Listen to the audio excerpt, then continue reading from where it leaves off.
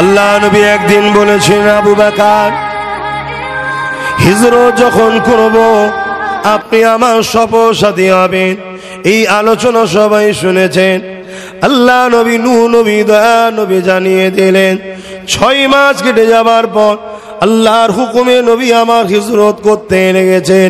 আবু বকর সিদ্দিকের ঘরে দরজার করে এসে আল্লাহ নবী শুধু একবার আস্তে করে বলেছে, আবু বকর লব্বাইকা ইয়া রাসূলুল্লাহ বলে দরজা খুলে দিয়েছে। এ আবু বকর তুমি কি করে জানলে আজকে আমি আসব? হুজুর আমি জানি না, তবে আজ থেকে 6 মাস আগে আপনি বলেছিলেন সফরের সাথী আপনি হবেন। সেই দিন থেকে প্রতিটা রাত্রিরে আমি না ঘুমিয়ে এই দরজায় পিঠ লাগিয়ে দিয়ে দাঁড়িয়ে দাঁড়িয়ে থাকি, না জানি কোন রাত্রিরে আপনি আসবেন আর আমি ঘুমিয়ে থাকব।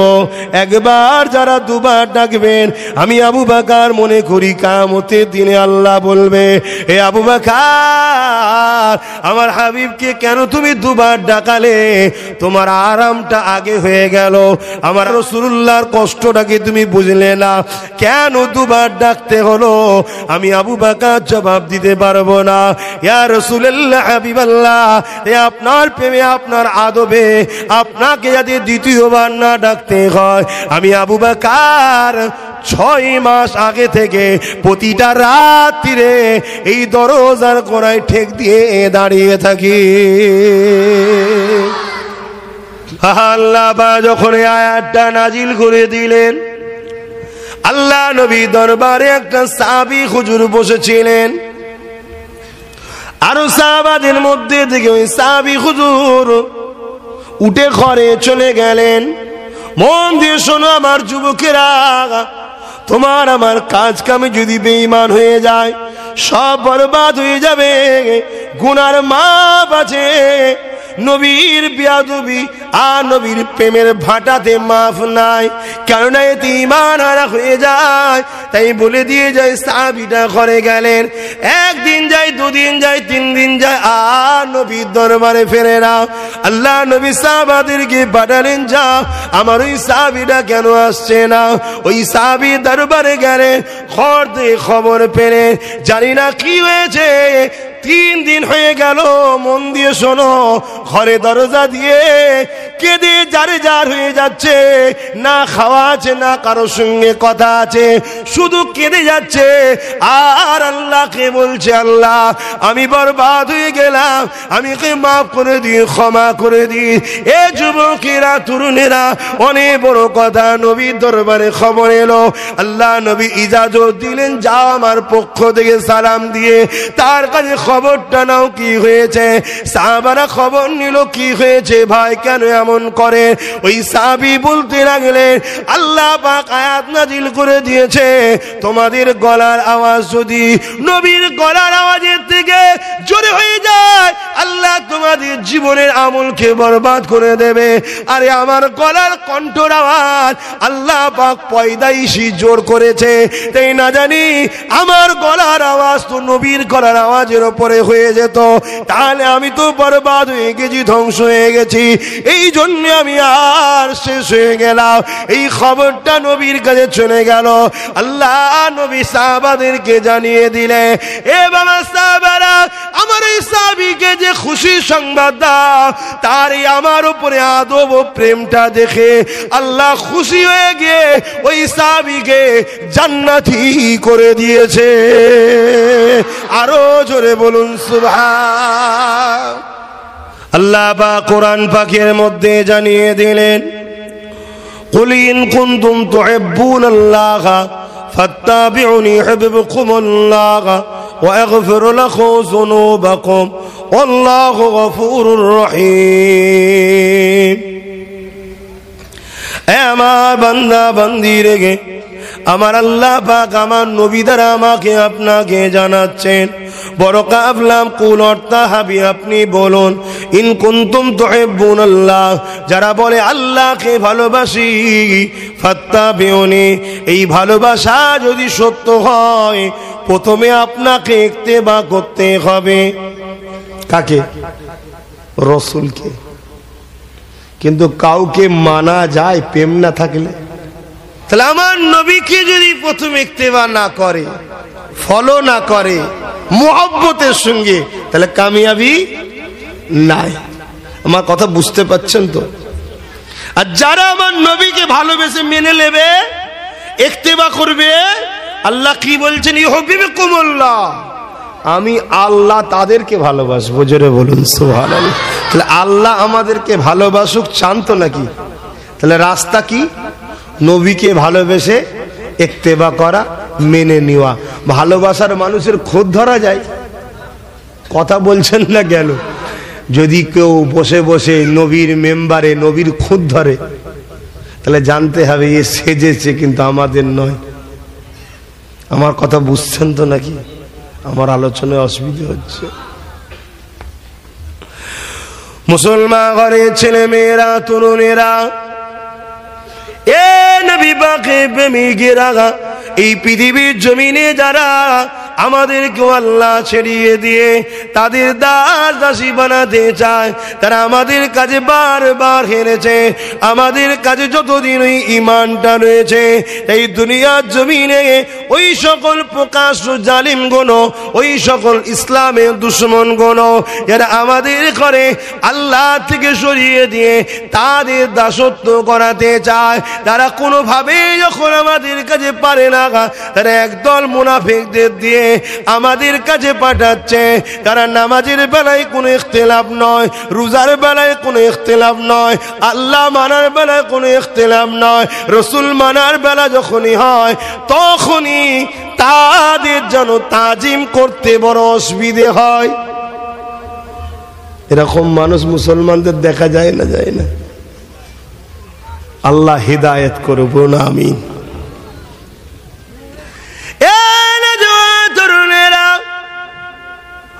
অথচ আদবটা কত বড় জিনিস শোনেন। আল্লাহ নবী নবী নবী মদিনা নববী শরীফে বসে আছেন। এমন সময়তে আযান হতে লেগেছে, সিদ্দিকে আকবরও বসে রয়েছেন।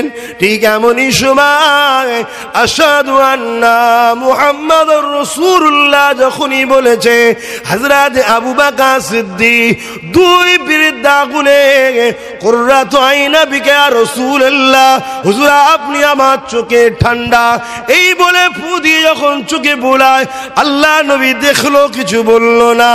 আযান হয়ে যায়, আল্লাহ নবী জিজ্ঞাসা করে, আবু বকর কি করলে তুমি? হুজুর আমি আপনার নামকে আমার চোখের ঠান্ডা বলে ফু দিয়ে চোখে মালিশ করেছি। আল্লাহ নবী জানিয়ে দিল, এ আবু বকর তোমার এই কাজটা, তোমার এই ভালোবাসাটা আমি রাসূলুল্লাহকে বড় ভালো লেগেছে। এটা কে শিখালো আবু বকর সিদ্দিককে? কেউ তো শিখাই নাই। কেন? প্রেম এলেম দ্বারা হয় না, প্রেম দিল দ্বারা হয়। প্রেম জ্ঞান দ্বারা হয় না, প্রেম অন্তর থেকে অটোমেটিক হয়ে যায়। এই প্রেম শিখাতে লাগে নাকি? কোন স্কুলে প্রেমের ট্রেনিং হয়? কোন মাদ্রাসায় প্রেম শেখানো হয় না? ওটা অটোমেটিক হয়। আমি হাজারো বলবো, আপনি ভালোবাসতে পারবেন না, কিন্তু আবার দেখা যাবে একজন ঠিক রাসূলুল্লাহর প্রেমে পড়ে আছে। এটা অটোমেটিক হয়। আল্লাহ বা কোরআনে আয়াত নাজিল করে দিলেন, এ বিশ্বে মানুষেরা আমার হাবিবের আওয়াজের ওপরে তোমাদের গলার আওয়াজ যেন না উঠে যায়। যদি তোমাদের গলার আওয়াজটা আমার হাবিবের কথার আওয়াজের উপরে উঠে যায়, আমি আল্লাহ তোমাদের সমস্ত জিন্দেগি আমলকে বরবাদ করে দেব।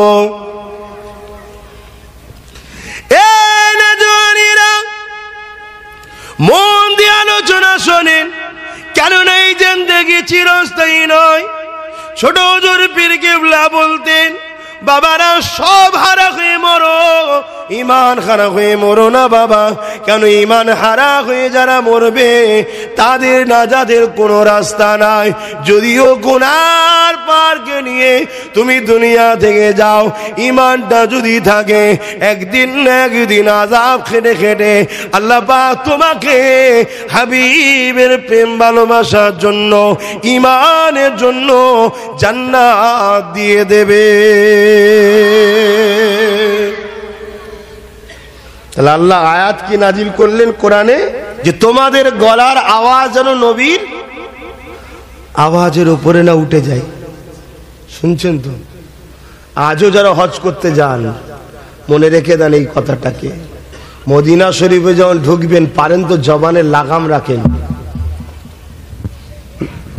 জবানে লাগাম রাখেন, কেন আমার নবী রওজা মোবারকে আজও জিন্দা এবং আমাদের জন্য কাঁদতেছেন। জোরে বলুন সুবহানাল্লাহ। কি আকীদা আছে তো নাকি? যদি আকীদা না থাকে তাদেরকে কি মুসলমান বলে? মুনাফিক মুসলমান। মনে রাখবেন, কেন রসুলকে মরা জানলে ঈমান চলে যাবে। আর এটাই তো প্রকাশ্য দুশমনরা আমাদের মধ্যে ঢুকাতে চাইছে।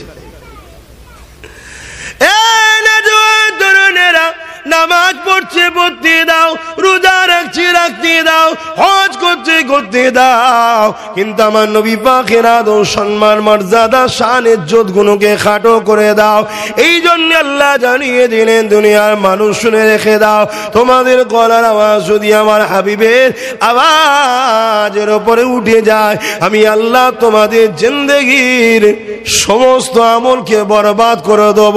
খুব ভালো করে বুঝবেন, 100 বার হজ করেছেন, আমল করেছেন, 50 বছর ধরে তাহাজ্জুদের নামাজ পড়ছেন, 5 ওয়াক্ত নামাজ রয়েছে, আমল করছেন, আর একটা বার যদি আপনার গলার আওয়াজটা আমার রাসূলুল্লাহর আওয়াজের উপরে চলে যায়, আপনার 50 বছরের তাহাজ্জুদের নামাজ, 5 ওয়াক্ত নামাজ, 100 বার হজ করা, দান খায়রাত সব আল্লাহ বরবাদ করে দেবে। তাহলে ভেবে দেখুন আমার নবীর মাকামটা আমি বাড়িয়েছি না আল্লাহ বাড়িয়েছে? বলেন, আওয়াজ দিয়ে বলতে হবে। আপনি দাওয়াত করলেও আসবো, না করলেও যেখানে যাব সেখানে বলবো, নবীর পক্ষেই বলবো। আমি চাই তোমাদের হৃদয় আমার রাসূলের ভালোবাসা আদব ঢুকে যাক, তাহলে কামিয়াবি হবে। শুনতে ভালো লাগছে তো না অসুবিধা হচ্ছে? তার মানে ইমানটুকু আছে, হয়তো গুনাহগার হতে পারো, ইমান এখনো আছে। তাহলে আপনি তাহাজ্জুদ পড়লেন 50 বছর, 100 বছর ধরেন বেশি হায়াত পেয়েছেন, নামাজ পড়লেন, রোজা রাখলেন, হজ করলেন, দান খায়রাত করলেন, মসজিদ বানালেন, মাদ্রাসা বানালেন, এতিম বিধবাদের বিবাহ দিলেন, সব আমল এগুলো ঈমান নয়, আমল ভালো কাজ, পাহাড় পরিমাণ নেকি করেছেন। আর একদিন আপনার মুখ থেকে একটা কথা বেরিয়েছে, যে কথাটা আপনার রাসূলুল্লাহ শানে একটু আঘাত দেওয়া হয়ে গেছে, আওয়াজ তো উঁচু করা দূরের কথা, আঘাত দেওয়া হয়ে গেছে, আপনার আমল আর আছে? কোরআন বলছে আমল একমাত্র বরবাদ হয় কাফেরের, যত বড় গুনাহগার হোক। নামাজ কাজা, রোজা কাজা, হজ কাজা, 1 টাকা যদি দান করে থাকে, 1 টাকারও নেকি তার আমল নামায় আল্লাহ লিখে রাখে, কিয়ামত দিন দেবে তার যা। কিন্তু কাফের যদি কেউ হয়ে যায়, বেঈমান হয়ে যায়, তার আমল আর থাকে না, বরবাদ হয়ে যায়। আমার ওয়াজ বুঝছেন তো নাকি? না আমি বেকার বুঝাচ্ছি? আমি একটা ট্রফিস বুঝাতে চাইছি। আল্লাহ যখন আয়াতটা নাজিল করে দিলেন, আল্লাহ নবী দরবারে একটা সাহাবী হুজুর বসেছিলেন, আর সাহাবাদের মধ্যে থেকে ওই সাহাবী হুজুর উঠে ঘরে চলে গেলেন। মন দিয়ে শোনো আমার যুবকেরা, তোমার আমার কাজ কামে যদি বেঈমান হয়ে যায়, সব বরবাদ হয়ে যাবে।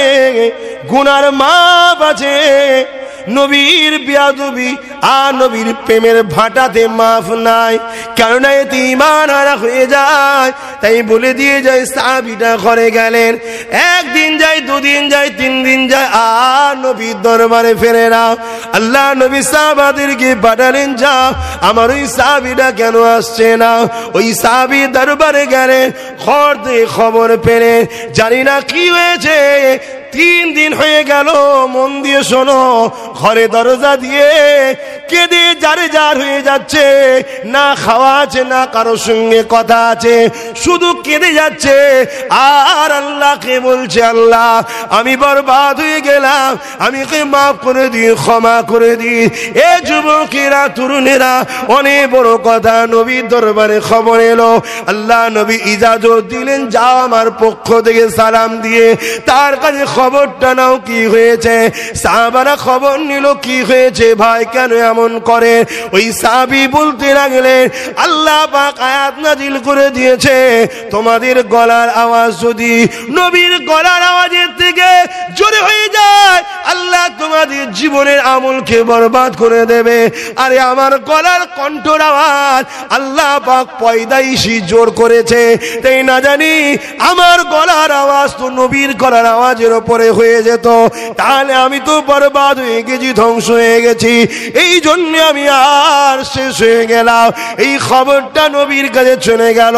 আল্লাহ নবী সাহাবাদেরকে জানিয়ে দিলে, এ বাবা সাহাবারা, আমার এই সাহাবীকে যে খুশি সংবাদ দাও, তার এই আমার উপরে আদব ও প্রেমটা দেখে আল্লাহ খুশি হয়ে গিয়ে ওই সাহাবীকে জান্নাতি করে দিয়েছে। আরো জোরে বলুন সুবহান। কেন? উনি ইচ্ছা করে বলে না, ওনার পয়দাইশি এটা। এক একজন দেখবেন আপনাদের গ্রামেও থাকতে পারে, কথা বললে যেন মনে হচ্ছে ঝগড়া করছে, এত জোর গলার আওয়াজ, এটা তার পয়দাইশি, এটাকে সে কখনো কন্ট্রোল করতে পারবে না। কিন্তু আয়াতটা নাজিল হয়েছে কেন? আমার নবীর দরবারে মুনাফিকরা ঢুকতো, ঢুকে জোরে জোরে ইচ্ছা করে কথা বলতো, ঝামেলা করার মতো একটা ব্যবহার, এটা হবে না, এটা হবে না, এটা হবে না, এই ধরনের একটা মেসেজ জোরে জোরে কথা বলে একটা নবীকে মানে কি বলে অপমান, অপদস্থ করার, বিয়াদবি করার ভেতরে ভেতরে চক্রান্ত করত। যেমন কোরআনের আর একটা আয়াতে আল্লাহ বলেছে কি, আমার নবীর সাহাবারা নবী পাককে ডাকতেন রুআইনা বলে। শুনছেন? রুআইনা শব্দের অনেক মানে হয়, আরবি শব্দের এক একটার অনেক মানে হয়। একটা মানে হচ্ছে দেখেন, রুআইনা মানে কি, দেখেন, আমার দিকে দেখেন হুজুর। সাহাবারাও বলতেন হুজুর আমাদের দিকে দেখেন, তখন ওই রুআইনা শব্দ ইউজ করত। আর ইহুদিরা কিন্তু এই মজলিসে বসে রসুলকে রুআইনা বলে ডাকতো আর নিজেদের মধ্যে হাসতো। কেন? রুআইনার আরেকটা মানে হলো যারা ওই রাখাল ছাগল গরু চড়ায়, তাদের উদ্দেশ্য ছিল নবীকে অপমান করা। পৃথিবীর কেউ না অন্তরের খবর জানলো, অন্তরের খবর জানে যিনি, তিনি কে? একটু সবাই বললেন না কেন? আল্লাহ। তাই আল্লাহ দেখছে, রে এ তো শয়তান আমার হাবিবকে অপমান করছে।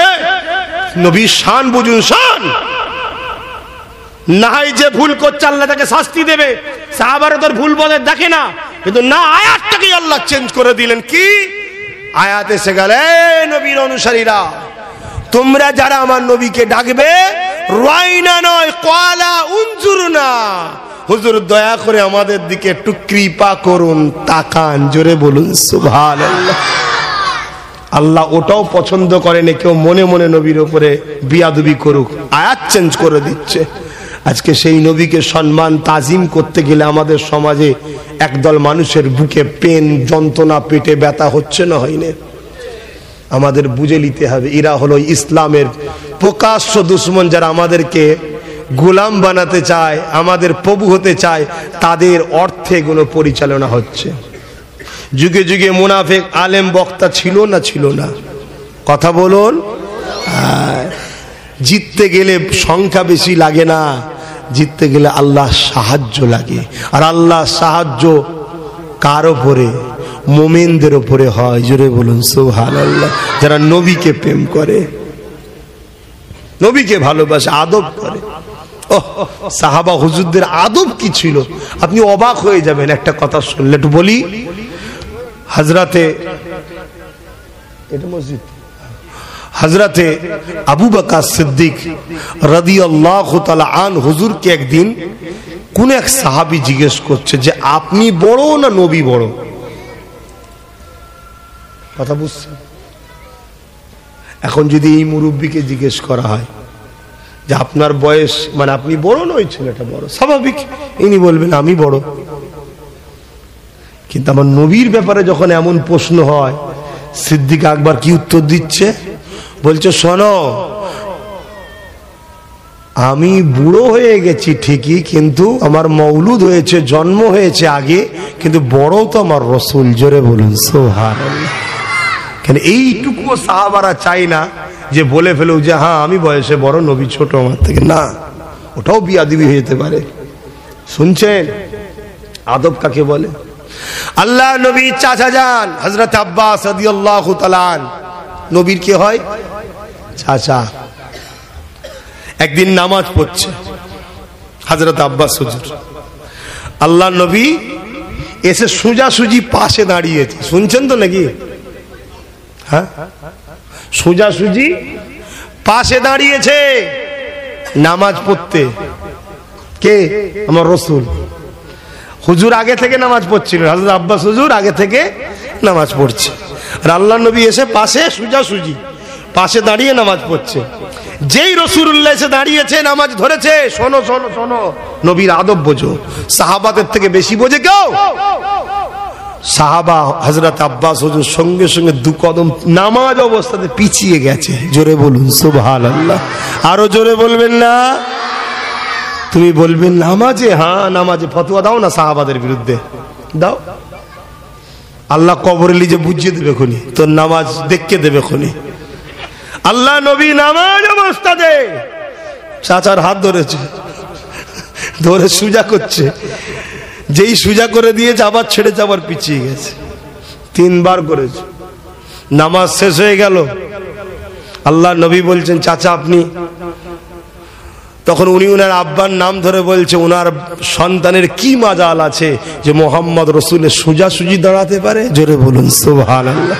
কে হন? নবীর চাচা, আবার সাহাবিও, ইমানদারও। শুনছেন তো নাকি?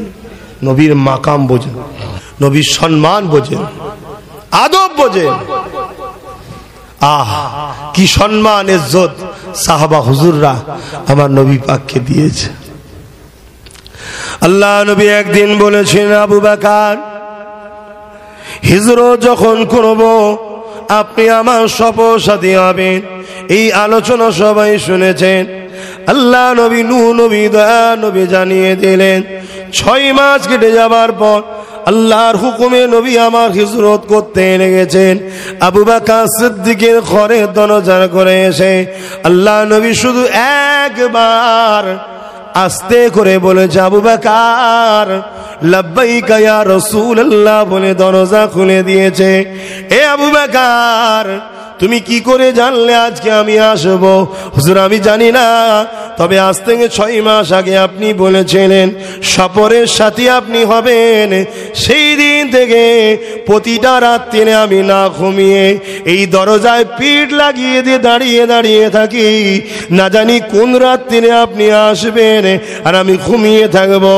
একবার যারা দুবার ডাকবেন আমি আবু বকর মনে করি কিয়ামতের দিনে আল্লাহ বলবে এ আবু বকর আমার হাবিবকে কেন তুমি দুবার ডাকালে?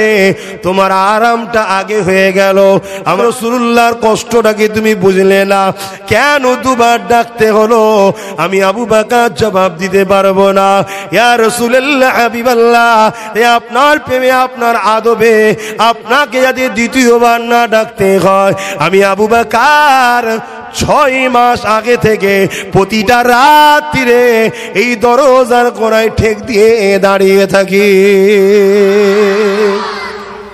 নবী কি বলেছিল নাকি যে দুবার ডাকতে হলে জাহান্নামে চলে যাবি? হ্যাঁ বলেছিল? আল্লাহ ডাকলে জাহান্নাম হয়ে যাবে বলেছিল না। প্রেম শিখাতে হয় না, আদব শিখাতে হয় না, ওটা দিল থেকে হয়। আর দিলে থাকে ইলমে মারিফাত, তাসাউফ, মশলা আলাদা জিনিস, তাসাউফ আলাদা জিনিস। মশলায় যে কোনো বাড়িতে ইসলাম প্রচার করতেছে আমাদের খাওয়া জায়েজ। ইমাম সাহেবদের ইমামতি করতেছে মোহাল্লার যে কোনো বাড়িতে খাওয়া মশলাই জায়েজ। আর তাসাউফে চলবে না। শুনছেন তো? তাহলে তাসাউফ আলাদা, মশলা আলাদা। পৃথিবীতে ইসলাম দলে দলে লোক কবুল করেছে যারা তাসাউফ পন্থী মানুষ ছিল তাদের ঘরে দেখে, যারা এই মশলার ফতোয়া দিয়ে ঝড় তুলে যাচ্ছে এদের ঘরে থেকে লোক দুটোও মুসলমান হয়নি। এই শুনছেন তো নাকি? মুসলমান হয়েছিল গরিবে নওয়াজকে দেখে, মুসলমান হয়েছিল ইমামে আজম নুমান বিন আবু হানিফাকে দেখে, মুসলমান হয়েছিল এনাদের তাসাউফের ফজিলত দেখে মানুষ দলে দলে মুসলমান হয়েছে। কারামত আলী জনপুরি সাহেব 2 কোটি মানুষ তিনার হাতে হাত দিয়ে ইসলাম কবুল করেছে। জোরে বলুন সুবহানাল্লাহ। আমার মুজাদ্দিদ জামান দাদা হুজুর রহমাতুল্লাহ আলাইহির হাতে হাত দিয়ে কম বেশি এরকম 1-1.5-2 কোটি মানুষ ইসলাম কবুল করেছে। জোরে বলুন সুবহানাল্লাহ। ইনাদের তাসাউফটা দেখে মানুষ দিবানা হয়েছে। যেমন ইমামে আজমকে নিয়ে যাওয়া হচ্ছে, এটা আজকালকার দুনিয়াদার আলেমরা মানতে চাই না। বাপ একটু বলবো, আবার আপনারাও মানবেন তো নাকি? হ্যাঁ, কিন্তু আল্লাহর ক্ষমতা আছে না নাই? উস্তুনে হান্নানে একটা শুকনো খেজুর গাছের গুড়ি, তাই তো নাকি? বুখারীর হাদিস কেঁদেছে না কাঁদেনে? কথা বলেছে না বলেনে?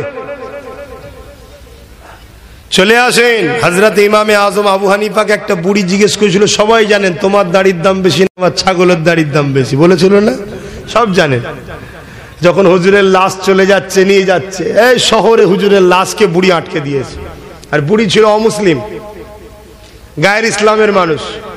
হ্যাঁ দাঁড়াও, মুসলমানরা কখনো ওয়াদা খেলাফ করে না। কি বলছে শুনছেন? অমুসলিম বুড়ি কি বলছে? মুসলমানরা ওয়াদা খিলাফ করে না। আর আজকে তো ইমামে আজম হুজুরের লাশকে রাখা হলো। হুজুরের খাদেমরা বলছে মা ইনি ইন্তেকাল করেছে। বলছে বাবু চুপ করো তো, বয়স্ক মানুষ হলে যা হয়, চুপ করো। মুসলমান কখনো আমানত ওয়াদা খিলাফ করেনি। আবার তোমাদের আবু হানিফা নুমান বিন সাবিত, এ তো তোমাদের ইমাম। আবার ইমাম যদি কথা ফেল করে তাহলে বাকি মুসলমানদের আর ইজ্জত থাকবে? কি গো বলবেন তো? হাজার হাজার লোক জড়ো হয়ে গেছে, লাখ লাখ লোক জড়ো হয়ে গেছে। আগেকারের মানুষের মুখের ভলিউমটাও অনেক দূর পর্যন্ত, তো মাইক কত দূর যায় না। আল্লাহর এটা দান, আস্তে আস্তে সবকিছু ছোট হচ্ছে, মানুষগুলো দেখুন ছোট ছোট হয়ে যাচ্ছে। এটা আল্লাহর হুকুম। তো ইমামে আজম ওই লাশের মধ্যে থেকে, কাফনের মধ্যে থেকে বলছে মা আপনি আমায় জিজ্ঞেস করেছিলেন ছাগলের দাড়ির দাম বেশি না আমার দাড়ির দাম বেশি। লোক সব হতভম্ব, বললেন না আল্লাহু আকবার, বলুন না সুবহানাল্লাহ। আল্লাহু আকবার মানে কি? আল্লাহ তিনি যিনি সব থেকে মহান, যিনি ইমামে আজমকে কথা বলাচ্ছে তিনি কে? হ্যাঁ, ইমামে আজমের শক্তি তো নয় বলছি, এই শক্তিটা কার? আল্লাহর। আল্লাহর ক্ষমতা আছে না নাই? কিন্তু আমি পারিনি, তুমি পাওন, উনি পাচ্ছ কেন? উনি আল্লাহওয়ালা তাই, আমরা নয় তাই হয়নি, এই তো কথা। কিন্তু আমরা ওদের সঙ্গে দুশ্মনী না করে বন্ধুত্ব করা দরকার। তো কমসে কম বলে কলে একটু পার করিয়ে দেবে, বলে কয়ে পার করিয়ে দেবে যে আল্লাহ আপনি আমায় তো ভালোবাসেন, আমার জন্য একটু দেন, যাও। তো শোনেন মা, সেদিন আমি আপনার উত্তর দিইনি, আজ আমি বলছি আমার দাড়ির দাম আল্লাহ বেশি করেছে। জোরে বলুন সুবহানাল্লাহ।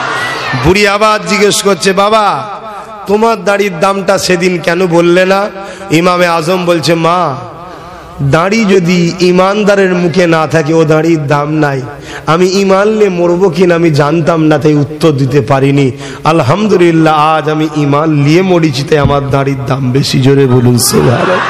তাহলে কি বুঝছেন? কি বুঝলেন? দাড়ি দেখে ছুটলে হবে? নামাজ দেখে ছুটলে হবে? দেখবেন না তার মধ্যে ইমান আছে কিনা।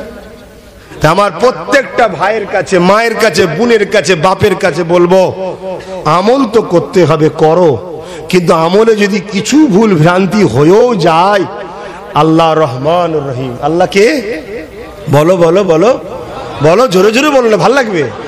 হ্যাঁ, আমাদের আল্লাহ, ঠিকই বলো, আমাদের আল্লাহ রহমান রহিম, আমাদের আল্লাহ বড় দয়ালু, বড় মেহেরবান।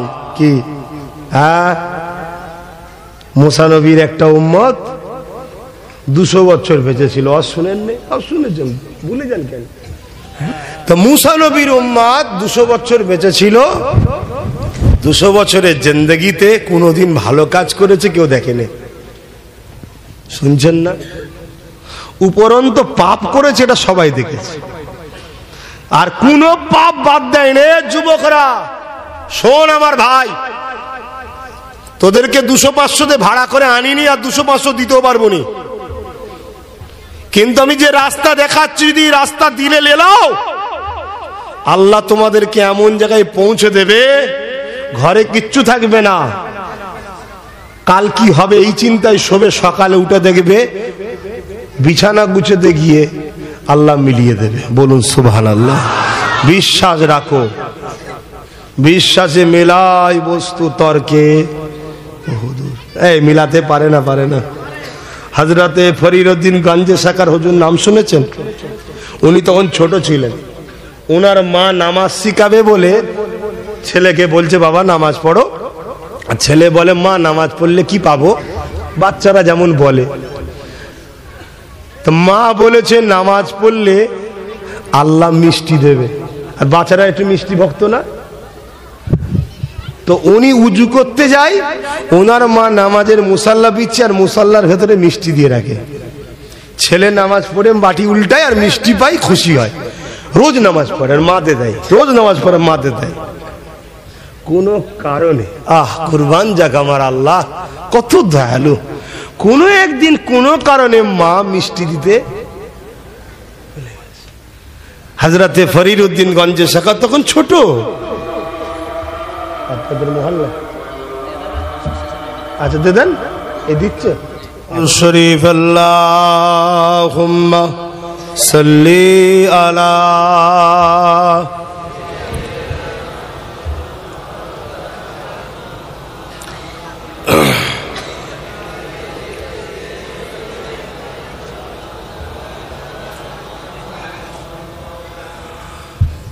রাতের আধারে যারা সিজদাতে রয়, দু চোখের আঁসুতে নদী যেন বয়। রাতের আধারে যারা সিজদাতে রয়, দু চোখের আঁসুতে নদী যেন বয়। চলো নারা জানি যতই আসো, চলো নারা জানি যতই আসো, পিছনে ফিরো তাকাই না। যাদের হৃদয়ে আছে আল্লাহর ভয়, তারা কভু নবী ভুলে যায় না। আল্লাহুম্মা সাল্লি আলা।